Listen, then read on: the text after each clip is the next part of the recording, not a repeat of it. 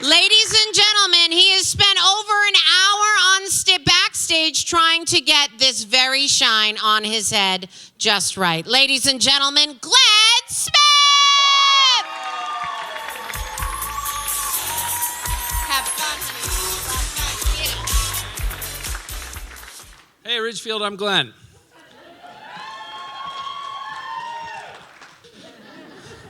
The fine folks at Western Connecticut Medical Group showed me that it only took me 49 years and 10 months to achieve obesity. Yeah, obesity. So let that to be a lesson to you. I've struggled, but I persevered. You know, it was a goal of mine. And for the kids out there, I want to say, you know, if somebody tells you you can't be fat, you prove them wrong. All right? That's key. That's key. So to be honest, I kind of backed into obesity, okay?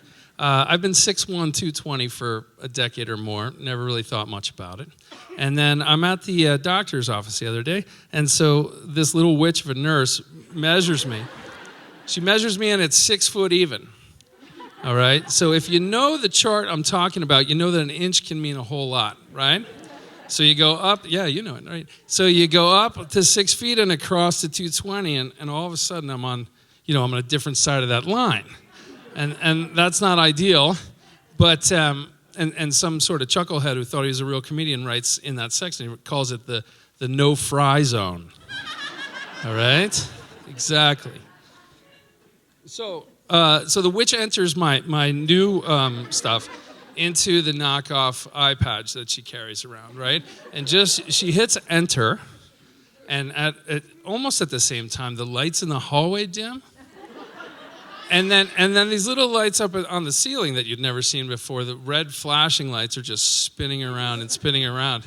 And I'm like, oh, cool, fire drill. You know, I haven't been in a fire drill in years. Well, it turns out not a fire drill. That's the obesity alarm was being set off. Right. So doors I've never even seen before start opening in the hallway, and all sorts of healthy people are coming into the room, lining the hallways, okay? And next thing you know, I'm doing like this Cersei Lannister walk of shame down the hallway, and they're throwing fruits and vegetables at me. Yeah, thank you. And that makes it sound a little worse than it was, because this is Ridgefield, and it was like mangoes and avocados, and there was definitely a kiwi, and it was all very fresh and probably from Whole Foods. Thank you. So I get into the exam room, and I'm all by myself. I'm sure you've been there. And so I Google the benefits of obesity. I've only been obese for 7 minutes. I think that maybe there's some upside. And it doesn't autofill, which kind of surprises me. I'm thinking, could I possibly be the only one searching for the benefits of obesity? And I'm no computer whiz, but I'll tell you this. It only took me a minute to figure it out. And it turns out that both IMG and the Ford agencies are actively searching for plus-size male models. Yeah, that's actually true. And I'm thinking to myself, this face right here, and you be the judge, could sell thousands of flannel shirts. That's kind of what I have going. Yeah. So the doctor comes in. Now, I've had the same doctor for years, and something about this man has changed. We used to have real conversations about my health. Now he just stares at his laptop, and he types things. Even when I'm not talking, okay, he's typing. I don't know what he's typing. And so I've got teenage kids, so I know how to sort of sneak a peek at a laptop. This is something I've developed. And so you kind of do like one of these. But he obviously has teens too, because he knows the defense. Right? I'm going like that, and he goes like this. What do you think of that? So I have no idea what he's doing back there. So I've come to two conclusions. They're pretty much unsupported, but I believe that there's a good chance this man is working to meddle with the next election for the Russians. That was the first guess. The second one is, if he's not meddling in the election, it's possible that he is filling out a Mad Libs. Now, the reason I say that is because why else would he ask me for a plural noun? So on the way out, and this is really true, he gives me his typical spiel about eating and living a more Mediterranean lifestyle. Now, if you have this doctor, you know this. And but the problem with this is it always makes me picture myself in a Greek flag Speedo, lounging by an unpermitted pool. And the world doesn't need that, so I ignore my doctor's advice, again.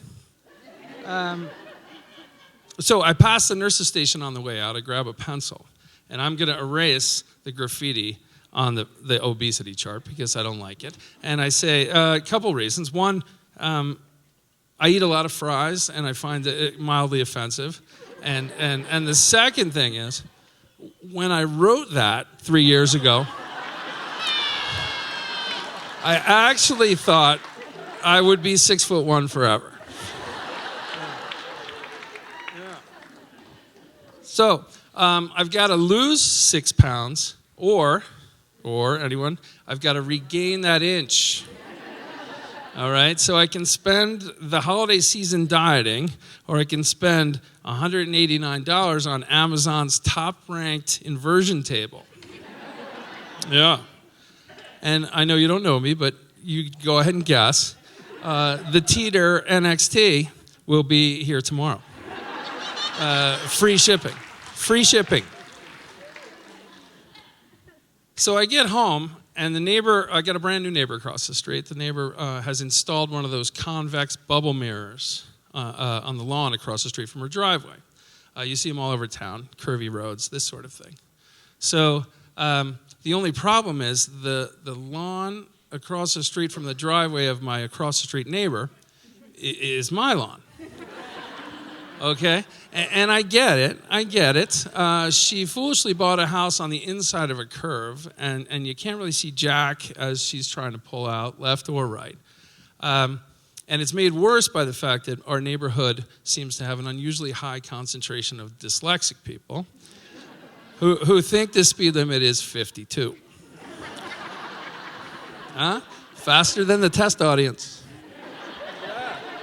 Yeah. See, me, I'd never buy a house without checking the sight lines. I learned the importance of sight lines as a teenage shoplifter. The key there is, as the cashier is sitting on a stool, he can't see any further down the candy aisle than the jujubes. So if I nicked a box of Junior Mints, it was really like taking candy from a baby, if the baby was a mini mart. So, you were wondering, did she ask me if she could put the mirror on my lawn? No, she didn't ask me. Had she asked me, so say I'd walked across the street with the brownies and said, "Oh, it's so nice to meet you, and these are my kids, and the dogs are smelling each other. It's Ridgefield, so it's all good." You heard about the dogs. I almost certainly would have said, "Yeah, no, that's not going to work for me. I need another thing to weed whack around, like I need a hole in the head." Yeah, weed whacker. So, as many of you know, it's not really hard to cut the big parts of the lawn. It's the details that kill you. And the weed whacking can just take hours. Of course, that's all a joke because there's nobody in Ridgefield that cuts their own lawn. See? There they are.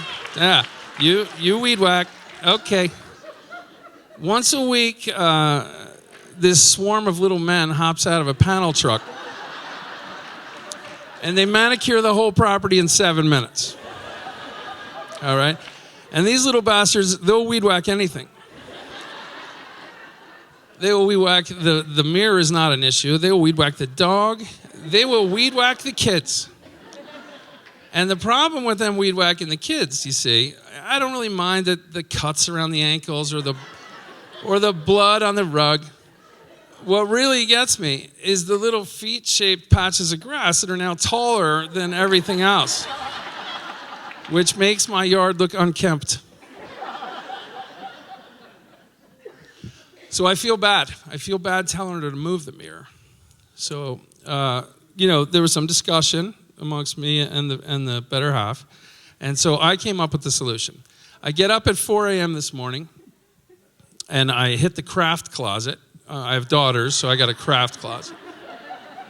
I grab the acrylic paints, and I head outdoors. Now, on the left side of this mirror, I paint a brand new BMW. And on the right side of the mirror, a school bus with the yellow lights flashing. Okay? All distorted and such, like it would be in a bubble mirror. All right? I head back inside, put away the paints, I grab a bowl of grape nuts, I sit in the window, and I wait. Okay?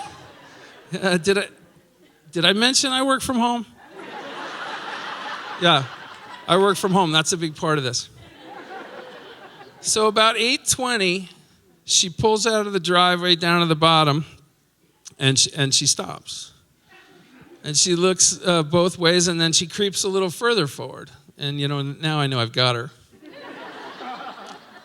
She just sort of extends her head beyond the steering wheel, and starts looking left and right. She's really craning the neck. Left, right, left, right. It's kind of like the chair umpire at Wimbledon. Left, right. So it's like an epic rally. This goes on for almost 30 minutes. It's true. So about right around 9 o'clock, she throws it in reverse. She backs up the driveway, it was actually a pretty nice maneuver, and she pulls back into the garage. The door drops slowly down, like the curtain on my own breakfast theater. Needless to say, I've cleared the calendar for the morning in case it all happens again. I'm glad, and that's my time. Thank you, Ridgefield.